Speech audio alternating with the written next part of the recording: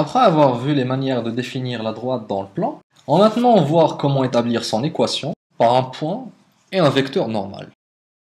Partons donc d'une droite D, d'un point oméga, d'un vecteur normal n, donnant à oméga donc une abscisse sur l'ordonnée x0, y0, la même chose au vecteur normal, AB. Notre intérêt, c'est de mettre en équation les coordonnées d'un point m, x, y quelconque de cette droite. Et le point de départ, ça va être traduire le fait que m appartient à D est juste équivalent au fait que le vecteur oméga n est perpendiculaire au vecteur n, dans ce sens où oméga n, scalaire n, égale à 0. Et ça va être notre point de départ qui va aboutir sur l'équation de la droite. Et donc une traduction de ce produit scalaire va donner, donc déjà mettant les coordonnées de chaque chose, donc les coordonnées de n étant connues, c'est a et b, restent les coordonnées de oméga m. Alors, comment on définit les coordonnées de oméga m? Coordonnées de tout vecteur défini par deux points sont toujours donc l'abscisse du point d'arrivée, donc ceci est le point d'arrivée, moins l'abscisse du point de départ,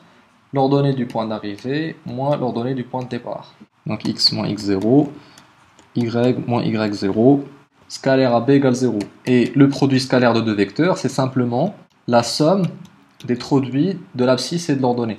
Donc a fois x moins x0, plus b fois y moins y0 égale à 0. Ce qui donne à la fin, donc ax plus by égale à ax0 plus by0.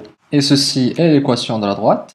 C'est pour ça que si un jour vous rencontrez des équations de ce type, ax plus by plus c égale 0, bah, sachez que a et b sont tout simplement les coordonnées du vecteur normal.